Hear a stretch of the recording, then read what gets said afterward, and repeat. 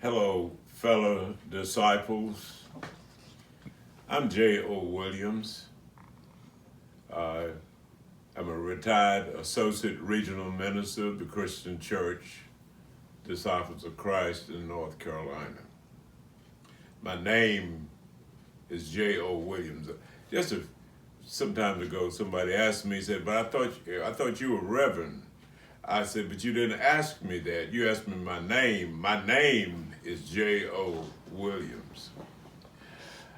I was asked to share with you uh, from my book, Know Us, Our Story Shall Be Continued. If the story is to be continued, it simply means that the story had a beginning. Our beginning goes back to Cane Ridge and wherever disciples met in their initial meetings, we were a part, we were there. Even though we were there as slaves in many instances, we were the slaves and were there members of the church belonging to the same congregation that our masters belonged to. It is interesting that our former regional minister, the first regional minister of the Christian Church in North Carolina, Dr. Charles Crossfield Ware, wrote in his book that we were present, we being colored disciples, were present at the founding of the Christian Church in 1834, the founding of the Christian Church in North Carolina in 1834. We were there, we were a part, and we began to grow when the church began to grow. And we were there in 1868 when the North Carolina Christian Missionary Society met at Wheat Swamp Church, Kinston. He says in the minutes of that meeting, it was recorded that there were 400 or more of us, and I think to be specific, he said there were 450 of us who were members, and somebody made the motion that that was a sufficient number that we ought to have our own organization. So from that, things began to grow and wheels began to be set in motion. And in 1872, we have used that date, 1872, as the founding date of the Disciple Assembly, Colored Disciples in North Carolina. In 1862, we met, and when it was organized for the first 2 years of the assembly, Dr. J.J. Harper presided as the moderator. So we started off a colored meeting organization with a white minister as the moderator. The church began to grow. And as it began to grow and spread out, at that 1872 meeting, we understand that there were 6 churches represented. There were 12 ministers, and most of those ministers were from the Kinston area. But there was in that group 2 men from the Western Assembly, one of them being Reverend Chestnut, who was a young, able minister as he was described. But we organized one assembly. All of us were one assembly. But we alternated meeting place. We meet on one side of the Tar River, and one year and the next year we'd meet on the other side.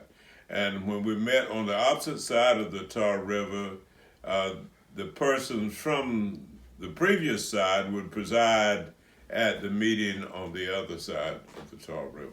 We continued doing that for some time.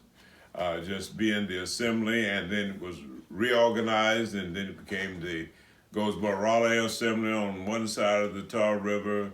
The minute says on the west side of the Tar River, and on the east side became the Washington Norfolk Assembly. Continued to work together. The Western Assembly was called the Western Assembly.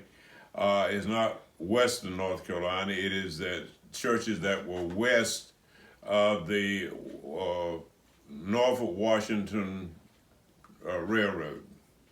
It was those on that side, and they do not call themselves the Church of Christ, Disciples of Christ. They call themselves the Western Disciples of Christ, but they came out of the same roots. We continued to meet together, and as the assembly began to grow, they began to take on new endeavors. Bought a printing press and to start trying to print minutes, because back then, when a meeting was held, an annual meeting especially, there were printed minutes that were circulated, and that's how we have been able to accumulate the information that we have in this book from reading the minutes of the old meeting. As a matter of fact, reading the minutes of the old meetings was interesting to me, because that is the first time, reading those minutes was the first time that I have seen my great-grandfather's name in print. He attended one of those meetings as a representative from Vine Swamp. But as the assemblies grew, as they continued to grow, they continued a fellowship with each other. When the black assembly met, or the colored assembly, we were colored back then. We're African American now, but back then we were colored. You know, we've been through all of those name changes. We were slaves, we were colored, we were called by the N name in some instances, and now we are African American, but we'll talk about the group one. And I really appreciate the name colored, because when you see the name colored, you think there might have been some pink ones and some blue ones and yellow ones and that. But we're talking about the African American people of darker skin. When we met, when the black church met, the white ministers, white section, the North Carolina Christian Missionary Society would have representatives or delegates that would come to the convention with a vote and a voice. And when the North Carolina Christian Missionary Society met, the African American would be there with a vote and a voice. And one of the principal speakers at each convention would be from the opposite race. We continued that kind of thing, and even the remnants of that remained until my lifetime. Because I remember having been baptized at Vine Swamp Church. And by the way, I was baptized at Vine Swamp Church in September 1943. So I've been a disciple for a long time. But back in the 40s, I remember that Vine Swamp Church and the Laney's Chapel Church would attend each other's revival meeting. They'd do some things together. Though as a child, it kind of baffled me that when we met together, after having worked in the fields together, plowed together, and barn tobacco and all the other stuff that we did back there on the farm, we did that together. Yet when we came to church, on the night of the church worship service, the white people would sit on one side, the brown people would be over on the other side. And I wondered why we couldn't sit together. But we continue to do that. We have gotten beyond that now. We begin to grow, and we discovered that in 1929, we began to list the African Americans in the directory. And I thought it was important to say that, because I know there are some present day leadership in our church who are in favor of removing all of the black churches from the yearbook and directory of the Christian church. I'm in opposition to that, because we have always been together, And we talk about, in essentials, unity, and then in the preamble to the Christian church, we're talking about that we all might become one. We're talking about the oneness, but we continue to divide. The black church, the African American church, began to divide, even though all of them used what they call the aim and plea of the church.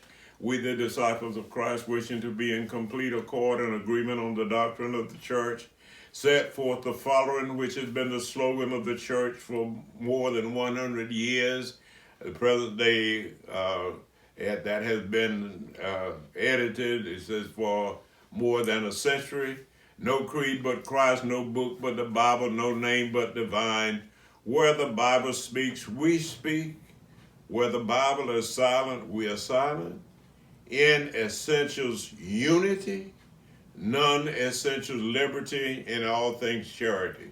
We quote that, and most disciples would know that. They can say that without having to read the bulletin on Sunday morning. But we have continued to divide.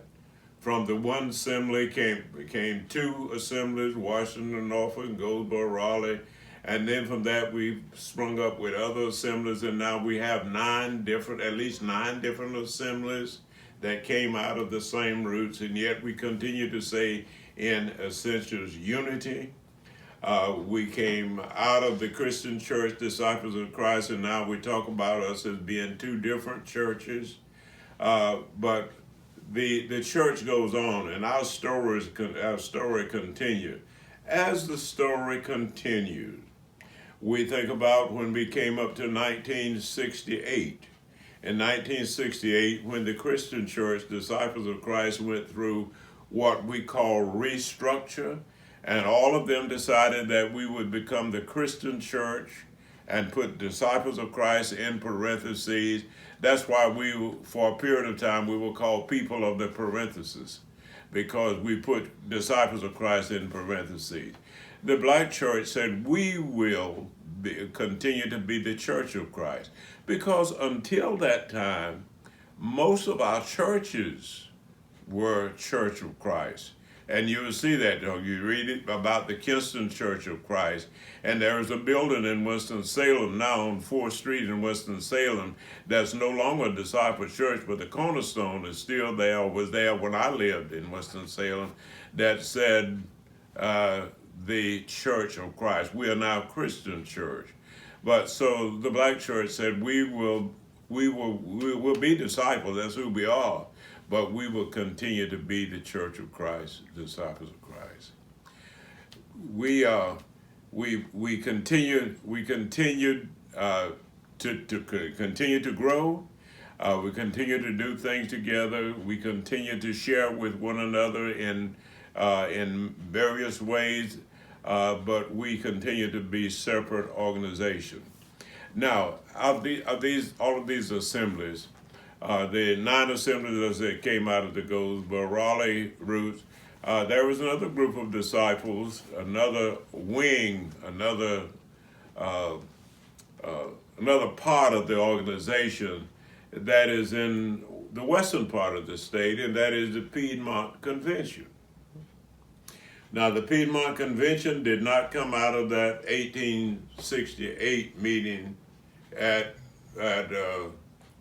Wheat Swamp, but it came when the R.J. Reynolds Tobacco Company moved from Spencer, Virginia to Winston-Salem.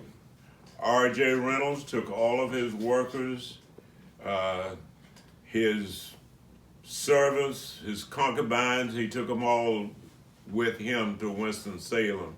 And when they went into Winston-Salem and Greensboro and Concord, all of these places up there, they begin to establish churches.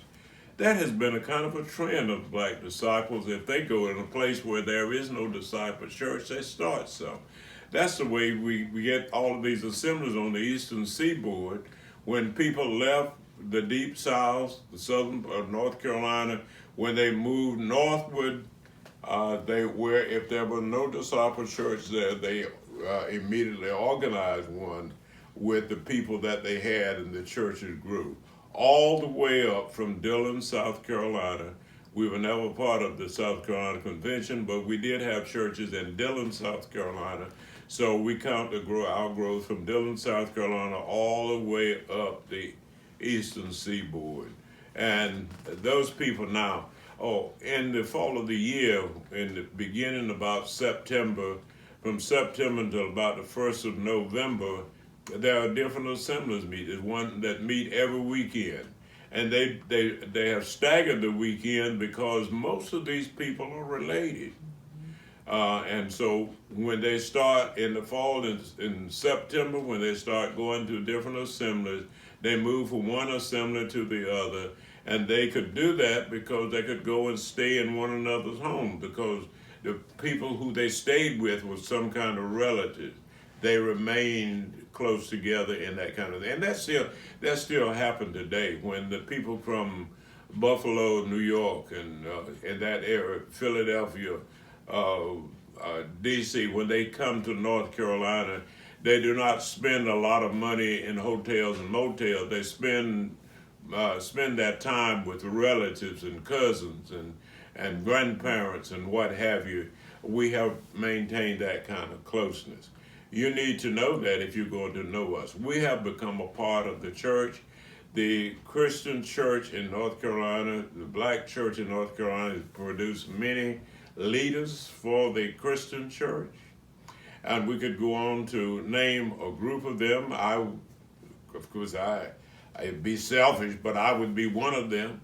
But we think of people like Charles Webb and the late King David Cole and Charles Webb Sr. and Raymond Brown and all of those, and the Jameses, all of them had their starts in somehow or another in the Christian church in North Carolina. There was an unwritten thing that happened, that existed with the church. It was unwritten, and I did not discover it until I served the congregation in Winston-Salem and happened to go to a meeting where there was the joint staff of North Carolina and Virginia present, having a staff meeting together, and I was introduced as being a member of the Virginia Christian Church in Virginia. And I remember interrupting the speaker and saying that, but I'm not from Virginia, I'm North Carolina, because Dr. Charles Deasy was there, and Charles had just paid my way to go to the meeting, and I could not stay there and let somebody else claim me. And so they explained to me that there was an unwritten rule that Christian churches, when it comes to the disciples of Christ, those in the Tidewater, Virginia area, they would relate for administrative purposes. They would relate to North Carolina, and those in the western part of the state would relate to the region of Virginia. I did not know that. So that eventually changed. But the Piedmont Tri-State Convention was made up of churches in the western part of North Carolina, in the Piedmont area of Virginia and West Virginia.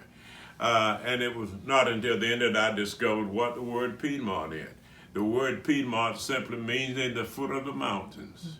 That's where the word comes from, the Piedmont area. And so as we reorganized and what have you, we no longer have churches in West Virginia, but we do have churches in Virginia and North Carolina.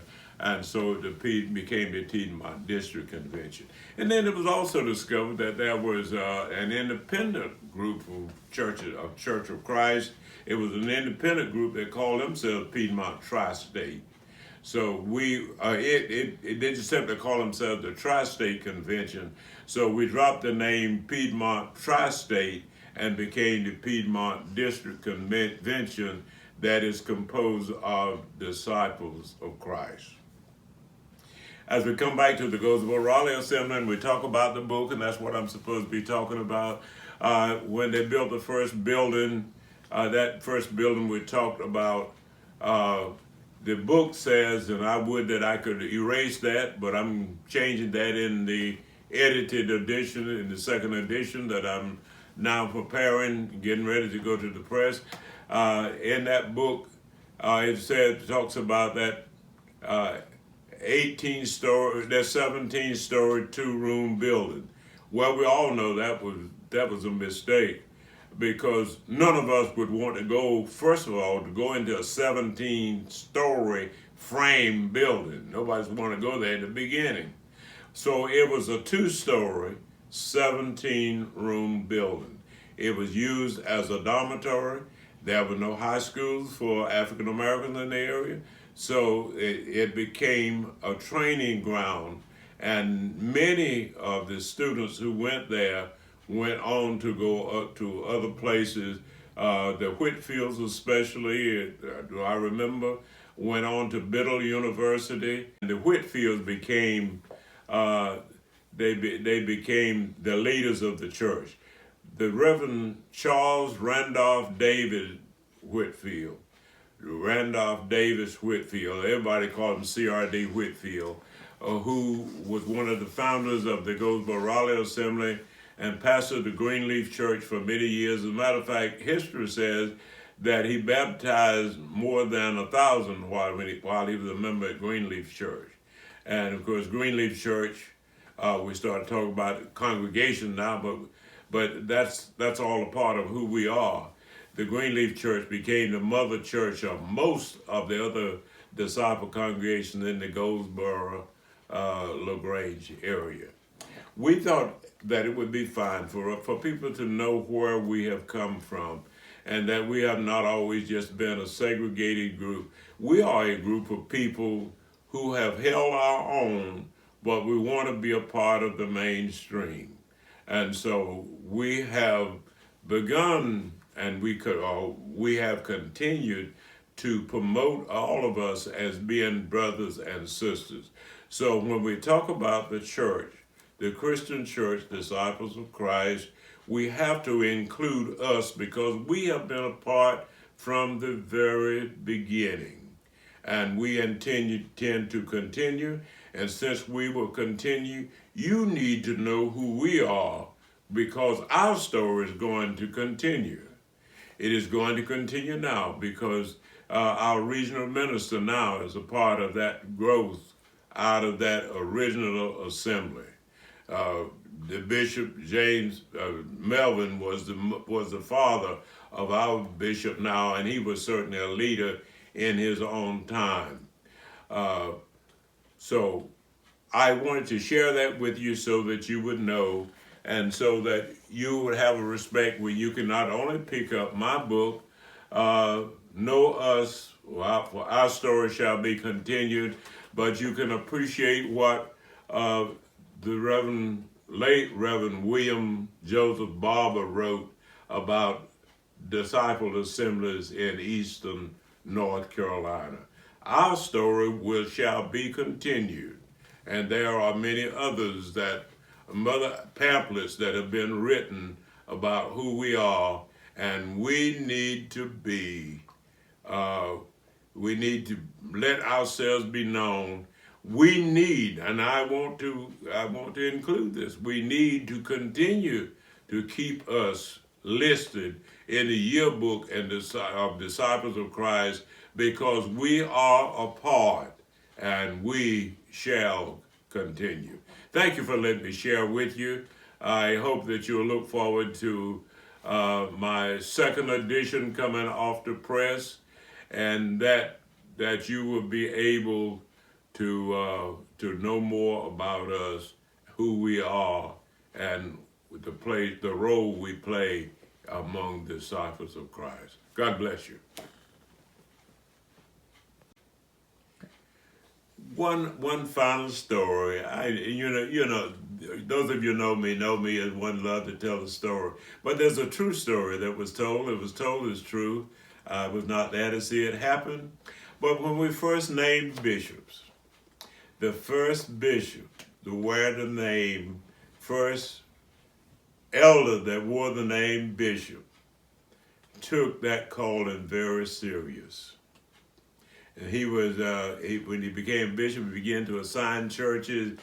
He began to silence preachers. He began to appoint people to do things, and he had sent several ministers to this particular church. And I will not mention the name of the church nor the bishop's name, though history will reveal who that was. He wrote and told them that he was coming to straighten the church out because the church had gotten to be in a mess. And he was coming to straighten it out. And he was going to come and preside over that quarterly business session.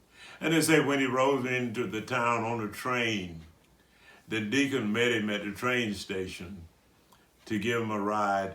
And he told the deacon, I didn't ask you to pick me up, so I know where the church is located.